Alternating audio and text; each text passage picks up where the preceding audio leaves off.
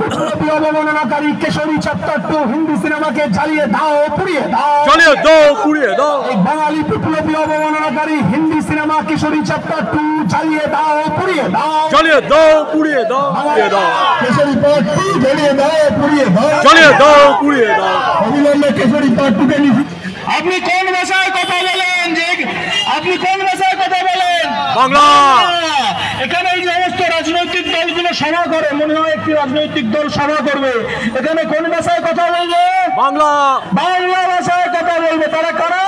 বাঙালি। বাঙালি।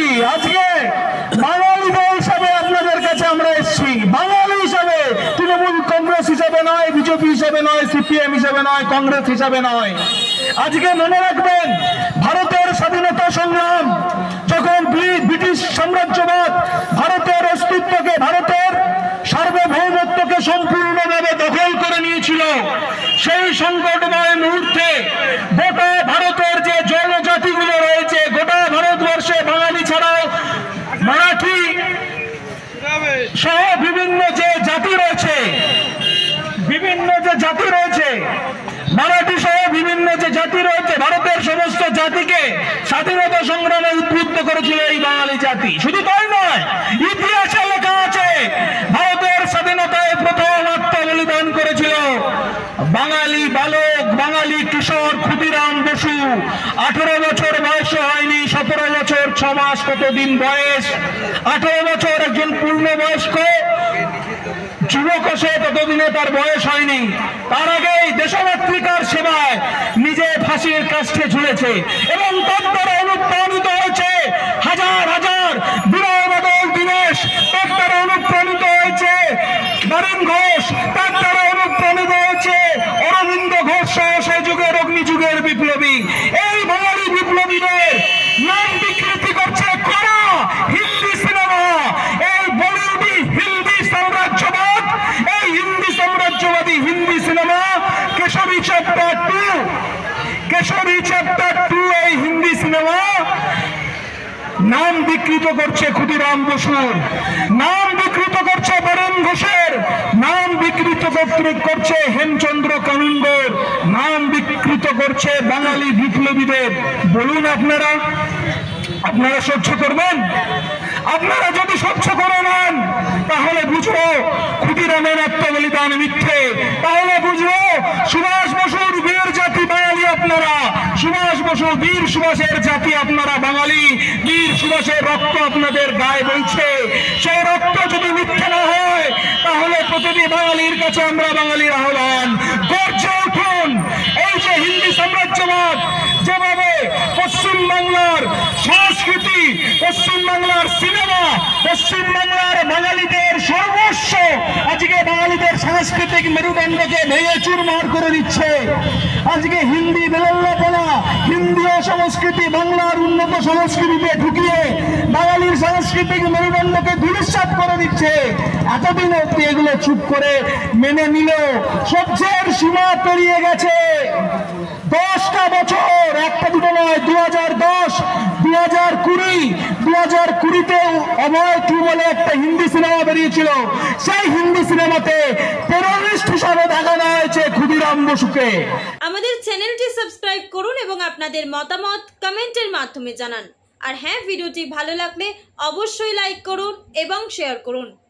ভেবে দেখুন, ভারতের স্বাধীনতা সংগ্রামের প্রথম আত্মবলিদানকারী ভারতের হিন্দি নামক চলচ্চিত্রে টেররিস্ট।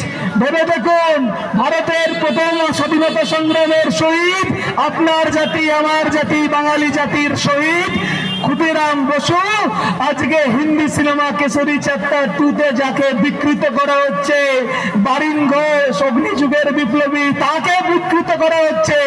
এই অবস্থা যদি চলতে থাকে বাঙালি কোথায় যাবেন? কোথায় যাবেন? ধরে ধরে তো জোর করে বাংলাদেশে পাঠিয়ে দেবে। আপনার কাছে বৈধতার সমস্ত নথি থাকা সত্ত্বেও আপনি যদি হিন্দু ধর্মাবলম্বী হন, আসামের উদাহরণ দিয়ে বলছি, আসামে 19 লক্ষ বাঙালিকে, একটা নয় দুটো নয়, 19 লক্ষ বাঙালিকে ডিটেনশন ক্যাম্পে পৌঁছিয়ে মারছে, যার মধ্যে 14 লাখ হিন্দু বাঙালি, যার মধ্যে 14 লাখ হিন্দু বাঙালি। তাদের কারণ তারা বাঙালি। আজকে এই হিন্দি সাম্রাজ্যবাদ টার্গেট করেছে বাংলাকে, বাঙালিকে শেষ করার। আপনাদের কাছে সনির্বন্ধ অনুরোধ, আমরা বাঙালির পক্ষ থেকে গর্জে উঠুন। সিপিএম, কংগ্রেস, তৃণমূল ভুলে যান, একটি রাজনৈতিক দল। এই যে দেখলেন ক্ষুদিরামের অপমানে টু শব্দ ব্যবহার করেছে, টু শব্দটুকু ব্যবহার করেনি। কারণটা কি?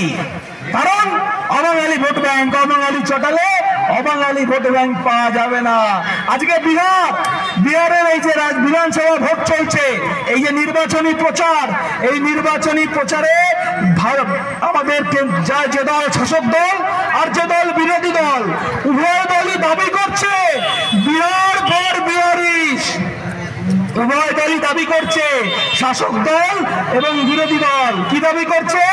বিহার ফর বিহারিস। বিহারে ডোমিসাইল চালু করছে। ডোমিসাইল কি হবে? বিহারের কাজ, বিহারের ব্যবসা, বিহারের চাকরি, সব কিছুতে আগে বিহারি ছেলে মেয়েরা অগ্রাধিকার পাবে।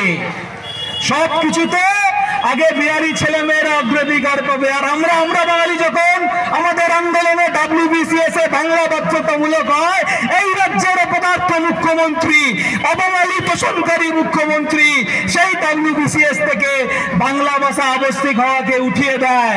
কেন? বিহারি ভোট, অবাঙালি ভোট। এই রাজ্যে কলকাতায় 3 কোটির বেশি অবাঙালি, 3 কোটি, তার মধ্যে 1.5 কোটির বেশি রয়েছে বিহারি। প্রত্যেকটি রাজ্য নিজের বাসিন্দাদের ব্যাপারে সচেতন।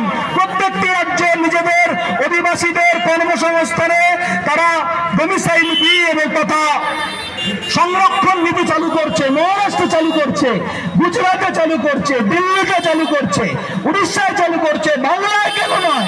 আর বাংলায় যখনই আমরা বাঙালি সংরক্ষণের কথা বলি, মহান মার্ক্সবাদী নেতারা, মহান বামপন্থী নেতারা বলে প্রাদেশিক। যখনই আমরা বাংলা ভাষা এবং বাঙালি চাকরির সুনিশ্চিততার কথা বলি, তখন কেন্দ্রীয় সরকার বলে এরা বাংলাদেশি। আচ্ছা, মহারাষ্ট্রের সমস্ত কাজে তো মারাঠি ভাষা বাধ্যতামূলক। মহারাষ্ট্রের চাকরি ক্ষেত্রে 95% মারাঠি ছেলে মেয়েদের অগ্রাধিকার বাধ্যতামূলক, আইন করে, মুখের কথাই নয়। তাহলে এই বিচারটা করুন। মহারাষ্ট্রেও তো ভারতীয় জনতা পার্টির সরকার, তাহলে মারাঠিদের বাংলাদেশি বলছে না, বলছে কাদের? বাঙালিদের। টার্গেট একটাই, বাঙালি নিধন। এটা বুঝুন আপনাদের কাছে একটা অনুরোধ, বাঙালি হিসাবে ঘরে ঘরে ঐক্যবদ্ধ হন, বাঙালি হিসাবে জাগুন। মনে রাখবেন, আপনার ভাষা, আমার ভাষা, মাতৃভাষা বাংলা ভাষা। এই বাংলা ভাষা, এই বাঙালি বিপ্লবীরাই দেশের স্বাধীনতায় সব থেকে বেশি রক্ত দিয়েছে। এই বাংলা ভাষা দেশকে প্রথম নোবেল পুরস্কার এনে দিয়েছে। আপনার আমার বাংলা ভাষা ভারতবর্ষ তথা এশিয়াকে প্রথম নোবেল পুরস্কার এনে দিয়েছে। আপনার আমার বাংলা ভাষায় এদেশের জাতীয় সঙ্গীত রচনা হয়েছে। অতএব বাংলা ভাষায় কথা বলা মানেই বাংলাদেশি নয়, বাংলা ভাষায় কথা বলা মানেই ভারতীয়, বাংলা ভাষায় কথা বলা মানেই এদেশের নাগরিক, বাংলা ভাষা এদেশের সরকারি স্বীকৃত ভাষা। তাই বন্ধুগণ, বক্তব্য শেষ করার আগে একটি কথা বলছি আপনাদের কাছে। ক্ষুদিরাম বসু, বারিন্দ সহ বাঙালি বিপ্লবীদের যে অবমাননা হিন্দি সিনেমায়, এছাড়াও আজকে বহু বাঙালিদের যেভাবে বাংলাদেশি বানিয়ে ভারত থেকে বিতরণ করার হিন্দি সাম্রাজ্যবাদী চক্রান্ত চলছে, এর বিরুদ্ধে দলের বিরুদ্ধে সমস্ত বাঙালি গর্জে উঠুন।